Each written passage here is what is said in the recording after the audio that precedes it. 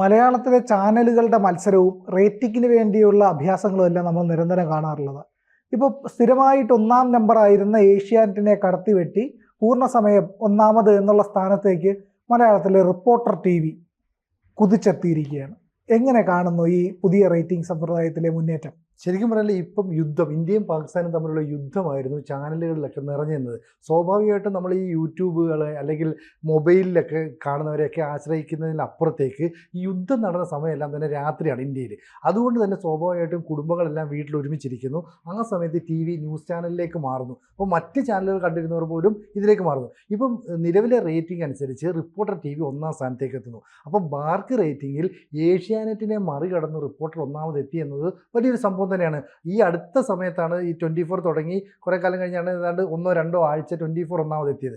അത് കഴിഞ്ഞാൽ ഏഷ്യാനെറ്റ് ആ കുത്തക നിലനിർത്തിക്കൊണ്ടിരുന്നു. ഇവിടെ സംഭവിച്ചത് എന്താണെന്ന് വെച്ചാൽ, സ്വാഭാവികമായും നമ്മൾ ടി വി ചാനൽ കാണുമ്പോൾ ദൃശ്യങ്ങൾക്കാണ് കൂടുതൽ പ്രാധാന്യം നൽകുന്നത്. ഏഷ്യാനെറ്റിൻ്റെ ഒരു സ്വഭാവം എന്ന് പറഞ്ഞാൽ ഏതാണ്ട് 3 പതിറ്റാണ്ടായി തുടങ്ങിയ ചാനലാണ്. അവർ ആ പഴയ പരമ്പരാഗത ശൈലി വിട്ട് ഒന്ന് മാറാൻ അവർക്ക് കഴിയുന്നില്ല. അവരിപ്പോഴും ഗ്രാഫിക്സ് ഒക്കെ അപ്ഡേറ്റ് ചെയ്യാൻ അവർ ശ്രമിക്കുന്നുണ്ടെങ്കിലും അതിൻ്റെ ഒരു ചടുലത നമുക്ക് സ്ക്രീനിൽ ഫീൽ ചെയ്യില്ല. പക്ഷേ റിപ്പോർട്ടർ ടി വി അങ്ങനെയല്ല.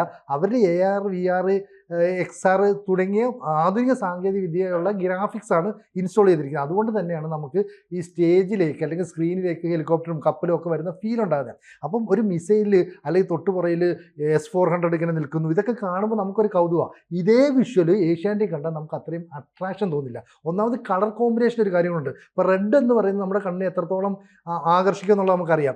ഏഷ്യാനെറ്റിനേക്കാൾ വ്യത്യസ്തമായിട്ട് റിപ്പോർട്ടറിൻ്റെ റെഡിഷ് കളർ നമ്മളെ വളരെയധികം ആകർഷിക്കുന്നുണ്ട്.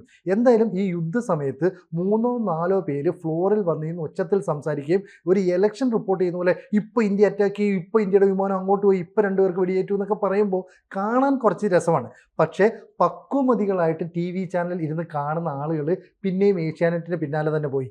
കാരണം അവർക്ക് ഈ ചടുലതയല്ല താല്പര്യം, വിശ്വാസ്യതയ്ക്ക് കൂടുതൽ പ്രാധാന്യം നൽകി. ഇപ്പോൾ ഡൽഹിയിൽ നിന്ന് ഏഷ്യാനെറ്റ് നൽകുന്ന റിപ്പോർട്ടുകൾ കുറച്ച് വാസ്തവമാണ്, സത്യസന്ധമാണ് നമുക്ക് തോന്നും. പക്ഷേ ഇപ്പുറത്തെ റിപ്പോർട്ടിലേക്ക് വരുമ്പോൾ ഈ അരുൺ ഉൾപ്പെടെയുള്ളവർ കിടന്ന് വലിയ ബഹളമാക്കുന്നത്. ഒരു ദിവസം രാത്രിയിൽ യുദ്ധസമയത്ത് തന്നെ പെട്ടെന്നൊരു വാർത്ത വരികയാണ്, ഏതാനും എയർപോർട്ടുകൾ അടച്ചിടാൻ തീരുമാനം. പക്ഷേ പെട്ടെന്ന് വാർത്ത വന്നപ്പോൾ ഇത് ഫ്ലോറിൽ നിൽക്കുന്ന അരുണിൻ്റെ മൊബൈലിലേക്കായിരിക്കും വരിക, അല്ലെങ്കിൽ ടോക്ക് ബാക്കിലൂടെ പറഞ്ഞു കൊടുക്കുന്നതായിരിക്കാം. പെട്ടെന്ന് പറയുന്നു, ഇന്ത്യയിലെ മുഴുവൻ വിമാനത്താവളങ്ങളും അടച്ചിട്ടു, യുദ്ധം അതിൻ്റെ പൂർണ്ണതയിലേക്ക് നീങ്ങുന്നു, ഇനി ഒരു എയർപോർട്ടിലേക്കും ആർക്കും പ്രവേശനമില്ല, ഒരാൾക്കും അവിടെ നിന്ന് പുറത്തേക്ക് ഇറങ്ങാൻ കഴിയില്ല, വിമാനങ്ങളൊന്നും പറന്നു പൊങ്ങില്ല. തൊട്ടടുത്ത് നിൽക്കുന്ന വനിതാ ആങ്കറാണ്, അവരും അതിൻ്റെ ബാക്കി പിടിക്കുന്നു. കാരണം ഒന്നും അറിയില്ല. മൊത്തം PCRൽ നിന്ന് കൊടുക്കുന്ന നിർദ്ദേശം അനുസരിച്ച് കിട്ടുന്ന വാർത്തകൾ മാത്രമേ ഇവർക്ക് പ്ലേ ചെയ്യാൻ പറ്റൂ. ഇവർ ആ ഫ്ലോറിൽ നിൽക്കുകയല്ലേ. ആ പെൺകുട്ടി പറയുന്നത് ഇത് തന്നെയാണ്, ഇന്ത്യയിലെ മുഴുവൻ വിമാനത്താവളങ്ങൾ അടച്ചു, വലിയ ബ്രേക്കിംഗ്, ഇന്ത്യയിലെ തന്നെ ഏറ്റവും വലിയ ബ്രേക്കിംഗ്, ഒറ്റ വിമാനങ്ങൾ ഇറങ്ങാൻ പറ്റുന്നില്ല, നമ്മൾ യുദ്ധസമാനമായി എന്നൊക്കെ പറഞ്ഞപ്പോൾ അത് കുറച്ച് കഴിഞ്ഞപ്പോൾ മനസ്സിലായി അങ്ങനെ അല്ലായിരുന്നു വാർത്ത. പിന്നീട് അരുൺ തന്നെ മറ്റൊരു കാര്യത്തിൽ പറഞ്ഞത്, നമ്മൾ മിസൈൽ പ്രയോഗിച്ചപ്പോൾ ഈ പ്രകാശത്തെക്കാൾ 3 ഇരട്ടി വേഗത്തിൽ സഞ്ചരിക്കുന്ന മിസൈൽ, അതൊക്കെ കേൾക്കുമ്പോൾ നമുക്ക് ഭയങ്കര ആകാംക്ഷ. എന്നിട്ട് പറയുന്നുണ്ട്, നമ്മളിങ്ങനെ നിൽക്കുമ്പോൾ എന്തോന്നിങ്ങനെ പോകുന്നു. അപ്പോൾ ശരിക്കും പറഞ്ഞാൽ അതിനകത്തെ ദൃശ്യങ്ങൾ, ഗ്രാഫിക്സ് ഇതെല്ലാം കാണുന്നു കഴിയുമ്പോൾ ചിലപ്പോൾ ഒരു മിസൈൽ പുറകെ കൂടെ പോകുന്നതൊക്കെ ആയിരിക്കും കാണുന്നത്. അപ്പോൾ നമ്മൾ സ്വാഭാവികമായ സ്ക്രീനിലേക്ക് നോക്കിയിരുന്നു പോകും. അപ്പോൾ യുവതലമുറയെ അല്ലെങ്കിൽ ഒരു 40 വയസ്സിന് താഴെയുള്ള ആളുകളെ ആകർഷിക്കാൻ ഈ പറയുന്ന വാഗ്ധോരണിക്ക് കഴിയും. പക്ഷേ റിപ്പോർട്ടിൽ അങ്ങനെയല്ല. അവർ വളരെ ശാന്തമായിട്ട് വളരെ കൃത്യമായിട്ടാണ് കാര്യങ്ങൾ പറയുന്നത്. പക്ഷേ അവരൊരു കാര്യം ചെയ്തു, സാധാരണഗതിയിൽ നമ്മൾ കണ്ട് പരിചയിച്ച മുഖങ്ങളെ ഒന്ന് മാറ്റി കുറച്ചുകൂടി യങ്സ്റ്റേഴ്സായ ആളുകളെയാണ് രാവിലെയും രാത്രിയിലും ഒക്കെ തന്നെ ആങ്കറായിട്ട് അവർ നിയോഗിച്ചത്. അപ്പോൾ വിശ്വാസ്യതയ്ക്കാണോ പ്രാധാന്യം, അതോ ഇത്തരത്തിലുള്ള ഈ തെറ്റായ കാര്യങ്ങൾ ചടുലമായി പറയുന്നതിനാണോ പ്രാധാന്യം എന്ന് നമ്മൾ ആലോചിക്കണം. ഇപ്പോൾ അരുൺ പറഞ്ഞത് ഈ ശബ്ദത്തേക്കാൾ വേഗത്തിലുള്ള മിസൈൽ എന്ന് പറയാൻ നമുക്ക് അംഗീകരിക്കാം, നമ്മൾ കേട്ടിട്ടുണ്ട്. ഇപ്പോൾ ഈ പ്രകാശത്തിനേക്കാൾ വേഗത്തിൽ സഞ്ചരിക്കുന്നത് ടാക്യോൺ എന്ന് പറയുന്ന ഒരു കണമാണെന്നും അത് ഇന്ത്യക്കാരനായ ഒരു ഡോക്ടർ ECG സുദർശനാണ് കണ്ടുപിടിച്ചതെന്നും അതിന് സ്ഥിരീകരണമില്ല, അങ്ങനെ പറയപ്പെടുന്നുണ്ട്, നമുക്കറിയില്ല.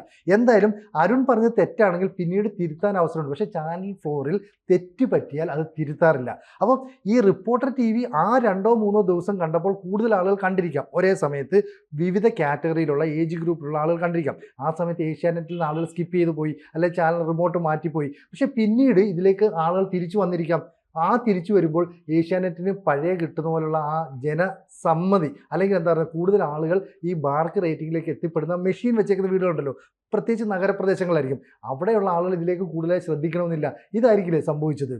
അതായത് എനിക്കൊരു കാര്യം പറയാനുള്ളത്, ഞാൻ റിപ്പോർട്ടറിൽ വർക്ക് ചെയ്ത ആളാണ്. പക്ഷേ എനിക്ക് കൃത്യമായിട്ട് അറിയാമെന്നുള്ള ഒരു കാര്യമുണ്ട്, ഈ ചടുലതയെ, ഈ പറയുന്ന വേഗത്തിലുള്ള വാർത്ത എന്ന് പറയുന്ന വലിയ വാർത്ത, നമ്മൾ എഴുതി കാണിക്കുന്ന മിക്കവാറും ബിഗ് ന്യൂസ്, ബിഗ് ബ്രേക്ക് അല്ലെങ്കിൽ ബിഗ് ന്യൂസ് അല്ലെങ്കിൽ വലിയ വാർത്ത ഇങ്ങനെ ഇരിക്കും.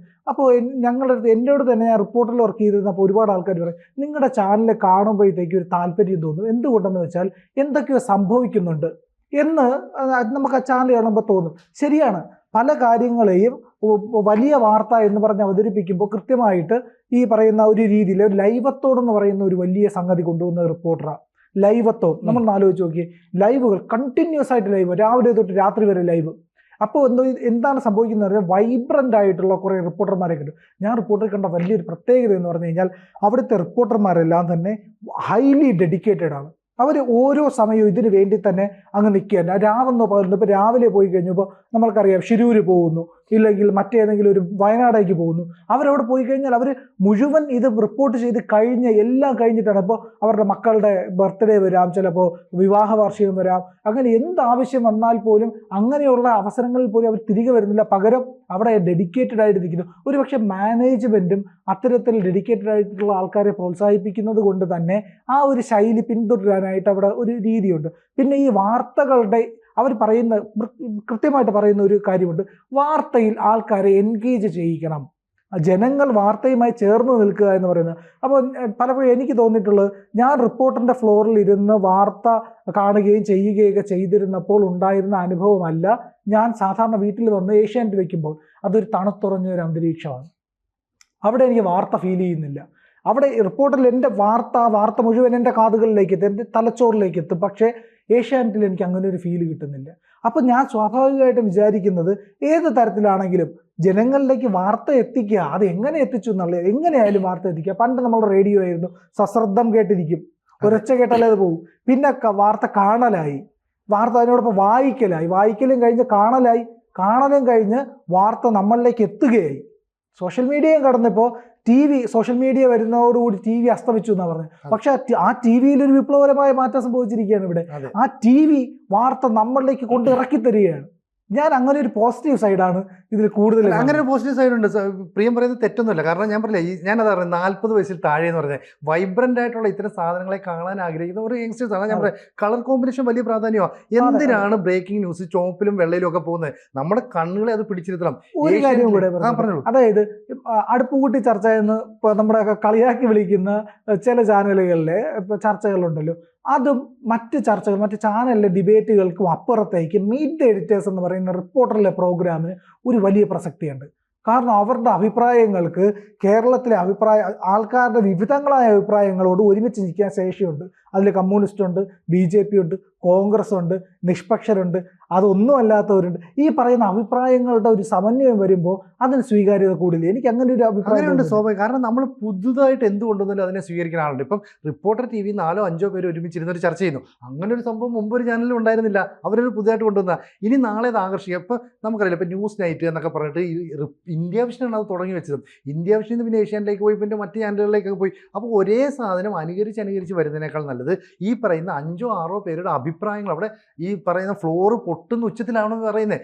ഈ പ്രിയൻ പറയുന്ന പോലെ ഭയങ്കര ശബ്ദത്തിൽ, ഭയങ്കര ശബ്ദവിന്യാസത്തോടെ, ഗ്രാഫിക്സിൻ്റെ അകമ്പടിയോടെ നൽകുന്ന വാർത്തകൾ കാണാൻ നമ്മൾ എപ്പോഴും ശ്രദ്ധിക്കും. ഇപ്പോൾ ഏഷ്യാനെറ്റിൽ അതിനെക്കാട്ടി വിശ്വാസ്യതയുള്ള കൃത്യമായ വാർത്തയാണ് നൽകുന്നതെങ്കിലും പ്രിയനും ഞാനും തമ്മിലുള്ള ഒരു പ്രായ വ്യത്യാസം. എനിക്ക് ഏഷ്യാനെറ്റ് കുറച്ചുകൂടെ വിശ്വാസ്യത തോന്നുമ്പോൾ, അല്ലെങ്കിൽ അത് കാണാൻ തോന്നുമ്പോൾ, പ്രിയനെ സംബന്ധിച്ച് അതല്ല, റിപ്പോർട്ടറിന് 24 ആണ്. അതാണ് ഏജുകളിൽ ഈ എന്താ പറയുക, തലമുറകൾ തമ്മിലുള്ള വ്യത്യാസം. അപ്പോൾ സ്വാഭാവികമായും അതിനനുസരിച്ച് ഏഷ്യാനെറ്റ് മാറിയില്ലെങ്കിൽ ഇനിയും ഈ ബാർക്ക് റേറ്റിൽ ഒരുപക്ഷെ അവർക്ക് പിടിച്ചു നിൽക്കാൻ കഴിഞ്ഞെന്ന് വരില്ല. ഇന്ന് റിപ്പോർട്ടർ കയറിയിട്ടുണ്ടെങ്കിൽ നാളെ 24 കയറാം. ഈ 24-നപ്പുറത്തേക്ക് മലയാളം 24/7 എന്ന് പറഞ്ഞിട്ട് ഒരു ചാനൽ വന്നു. അവർ ഒറ്റയടിക്കും 1 വർഷം കൊണ്ട് 5-ാമതോ 6-ാമതോ ഒക്കെ എത്തി. എന്തായാലും ഈ മാർക്ക് യുദ്ധത്തിൽ ഏഷ്യാനെറ്റിനെ മറികടന്നു എന്നുള്ളത് റിപ്പോർട്ടറിൻ്റെ വലിയ വിജയമാണ്. ആകെ അവർക്കുണ്ടായ ന്യൂനത എന്താണെന്ന് വെച്ചാൽ, ഈ പറയുന്ന തെറ്റുകൾ, ചെറിയ സംഭവങ്ങൾ കിട്ടുമ്പോൾ അതിനെ പർവ്വതീകരിക്കാൻ ശ്രമിക്കുക. അതാണ് വാർത്തയിൽ എൻഗേജ് ചെയ്യിക്കാനായിട്ട് നമ്മളെ നോക്കുന്നു. ഇപ്പോൾ എൻഗേജ് ചെയ്യിക്കുമ്പോൾ ഇത്തരം കാര്യങ്ങൾ പറഞ്ഞേ പറ്റൂ. അല്ലെങ്കിൽ ഞാൻ അവിടെ നിന്ന് ചായ കുടിക്കാനായിട്ട് പോകുമ്പോൾ സമയത്തായിരിക്കും അറിഞ്ഞോ വിമാനത്താവളം അടച്ചു എന്ന് പറയുമ്പോൾ ഞാൻ പെട്ടെന്ന് തിരിയും, അല്ലേ? ഞാൻ അല്ലെങ്കിൽ ചാനൽ മാറ്റാനായിട്ട് പോകുമ്പോഴാണ് അറിഞ്ഞോ പ്രകാശത്തേക്കാൾ 3 ഇരട്ടി വേഗത്തിൽ, അങ്ങനെ ഒരു സംഭവം ഉണ്ടോ? അപ്പോൾ അതാണ് എൻഗേജ് ചെയ്യിക്കാതെ. അപ്പം ശബ്ദത്തിന് വാർത്തകൾ എക്സാജറേറ്റ് ചെയ്ത് അവതരിപ്പിക്കുന്നതിലൊക്കെ പ്രാധാന്യമുണ്ട്. ഇതൊന്നും റിപ്പോർട്ടർ ഏഷ്യാനെറ്റ് ചെയ്യുന്നില്ല. അവർ വാസ്തവമായ കാര്യങ്ങൾ പറയുന്നു, അവർക്ക് ഉറപ്പുള്ള കാര്യങ്ങൾ പറയുന്നു. തെറ്റ് എപ്പോഴും പറ്റാം. പിന്നെ ചാനലുകളിൽ തെറ്റ് പറ്റുമ്പോൾ അത് തിരുത്താൻ ശ്രമിക്കില്ല. കാരണം 1 മണിക്കൂർ കഴിയുമ്പോൾ പുതിയ ബുള്ളറ്റിനാണ് വരുന്നത്, അത് കഴിഞ്ഞ് അടുത്ത ബുള്ളറ്റിനാണ് വരുന്നത്. അപ്പോൾ പഴയതിനെ അങ്ങ് വിസ്മൃതിയിലേക്ക് പോകും. ഇപ്പോൾ കൂടുതൽ ആളുകൾ മൊബൈലിൽ കാണുന്നു, അല്ലെങ്കിൽ യൂട്യൂബിൽ കാണുന്നു. പക്ഷേ യുദ്ധം നടന്നതെല്ലാം തന്നെ രാത്രി സമയമായതുകൊണ്ട് ഫാമിലി മൊത്തം വീട്ടിലുണ്ടായിരുന്നു ഭക്ഷണം കഴിക്കുന്ന സമയം, അല്ലെങ്കിൽ അവർക്ക് ഇപ്പം അവധിക്കാലമായിട്ട് കുട്ടികൾ വീട്ടിലുണ്ട്, എല്ലാവരും ഇത് വെച്ചുകൊണ്ടിരിക്കും. അപ്പോൾ കുട്ടികൾ ഉൾപ്പെടെയുള്ള ഒരു 40 വയസ്സിൽ താഴെ ഉൾപ്പെടെയുള്ളവർ മുഴുവൻ ഇത്തരത്തിൽ ചടുലമായി സംസാരിക്കുന്ന വാഗ്ധോരണിയുള്ള ഗ്രാഫിക്സിൻ്റെ അകമ്പടിയുടെ വാർത്തകൾ അവതരിപ്പിക്കുന്ന ചാനലുകളിലേക്ക് ശ്രദ്ധ തിരിക്കും. ഇവിടെയാണ് ഏഷ്യാനെറ്റിന് പറ്റിയ പാളിച്ച. അപ്പോൾ മുമ്പ് ജനം ടി വിയുടെ അടുത്ത് ഏഷ്യാനെറ്റ് ഇതുപോലൊരു വലിയ വെല്ലുവിളി ഉയർത്തിയിരുന്നു. അന്ന് ഏഷ്യാനെറ്റും ജനം ടി വിയും തമ്മിൽ ചെറിയ പോയിന്റ് വ്യത്യാസത്തിലാണ് 1, 2 സ്ഥാനത്തേക്ക് വന്നത് ശബരിമല വിഷയത്തിൽ. അന്ന് ഏഷ്യാനെറ്റ് ഒറ്റ ദിവസം കൊണ്ട് നിലപാട് മാറ്റി. കാരണം ആ ഹൈന്ദവ വിശ്വാസികൾക്ക് വേണ്ടി, അല്ലെ BJP അനുകൂലമായ ഒരു നിലപാടിലേക്ക് അവർക്ക് നിലപാട് മാറ്റേണ്ടി വന്നു. അതുകൊണ്ടാണ് അന്ന് ആ സ്ഥാനം തട്ടിത്തെറിക്കാതിരുന്നത്. അതുപോലെ ഇപ്പം റിപ്പോർട്ടർ TV നടത്തിയത്, ഇവർ വാർത്തകൾ ചില പോരായ്മകൾ, പാളിച്ചകൾ വന്നിട്ടുണ്ടെങ്കിലും അവരുടെ അവതരണ ശൈലി കൊണ്ട് മനോഹരമായ രീതിയിൽ ഗ്രാഫിക്സ് അവതരിപ്പിച്ചുകൊണ്ടൊക്കെ ആളുകളിലേക്ക് എത്തി. ഈ രീതിയിലേക്ക് മാറിയില്ലെങ്കിൽ ഈ പറയുന്ന ചാർട്ടിൽ ഏഷ്യാനെറ്റ് സ്വാഭാവികമായിട്ട് പിന്നോട്ട് പോകും. കാരണം എന്താ അറിയാം, നമ്മൾ TV കൂടുതലും കാണുന്ന ദുരന്തങ്ങൾ ഉണ്ടാകുമ്പോഴോ ദുഃഖങ്ങൾ ഉണ്ടാകുമ്പോഴോ പ്രശ്നങ്ങൾ ഉണ്ടാകുമ്പോഴാണ്. മലയാളി മനസ്സുകളുടെ ഒരു പ്രശ്നമാണ്. നമുക്ക് മറ്റുള്ളവരുടെ വേദന, അല്ലെങ്കിൽ അവർക്ക് എന്തെങ്കിലും അപകടം, ഇതൊക്കെയല്ലേ നമ്മളെ കൂടുതൽ, അത് നമ്മൾ ശ്രദ്ധിക്കുക. നമ്മുടെ കുഴപ്പമില്ല, ഓരോ മനുഷ്യൻ്റെ ഉള്ളിലും അങ്ങനെയുണ്ട്.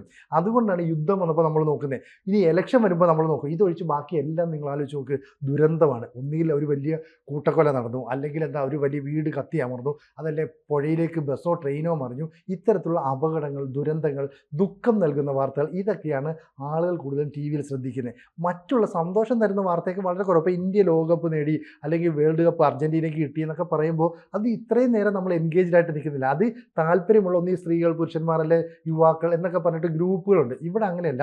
യുദ്ധം എന്ന് പറയുന്നത് നമ്മുടെ മാതൃരാജ്യത്തെ സംബന്ധിച്ചൊരു വലിയ പ്രശ്നമാണ്. അപ്പോൾ എല്ലാവരും ഒരേ വികാരത്തോടെയാണ് പ്രശ്നമാണ്. അതെ, അതുകൊണ്ടാണ് ഇപ്പോൾ ഈ ബാർക്ക് റേറ്റിൽ റിപ്പോർട്ടർ ഏഷ്യാനെറ്റിനെ മറികടന്ന് മുന്നിലെത്തിയത്. ഇനി അതിജീവിക്കാനായിരിക്കും ഇനി ഏഷ്യാനെറ്റ് ശ്രമിക്കുക, അല്ലേ? അങ്ങനെയായിരിക്കും. തീർച്ചയായിട്ടും അങ്ങനെയൊക്കെ വരട്ടെ. എന്തായാലും ഏഷ്യാനെറ്റിനെ മറികടക്കാൻ റിപ്പോർട്ടർക്ക് സാധിച്ചു. പക്ഷേ അവർ അമിതമായ ആഹ്ലാദം പ്രകടിപ്പിക്കുന്നില്ല. സമൂഹ മാധ്യമങ്ങളിൽ ചെറിയ ചെറിയ പോസ്റ്റുകളൊക്കെ ഇടുന്നു, ഇത് നിങ്ങളുടെ പിന്തുണ. റിപ്പോർട്ടർ എനിക്ക് തോന്നുന്നു അത് കണ്ടിന്യൂ ചെയ്യാൻ ശ്രമിക്കും. അവരുടെ ഒരു നിലപാടതാ. 1ാം സ്ഥാനമല്ല, 1ാം സ്ഥാനത്തിന്റെ സ്ഥിരതയാണ് നമുക്ക് വേണ്ടതെന്ന് അവിടെ എപ്പോഴും പറയാറുണ്ടായിരുന്നു. അതെ, അപ്പോൾ അങ്ങനെ സ്ഥിരത ഉണ്ടാകട്ടെ. മത്സരിക്കാനായിട്ട് ഏഷ്യാനെറ്റ് വരട്ടെ, താഴെയുള്ള 24 മനോരമയും മാതൃഭൂമിയും ബാക്കിയുള്ള ചാനലൊക്കെ വരട്ടെ, അല്ലേ? നമുക്കും അത് നഷ്ടമാണ്. കാരണം നല്ല ചാനൽ, നല്ല വാർത്ത തെറ്റിദ്ധരിപ്പിക്കാത്ത രീതിയിൽ അവതരിപ്പിച്ചാൽ മലയാളികൾ മലയാളം ന്യൂസ് ചാനലുകൾക്കൊപ്പം ഉണ്ടാവും.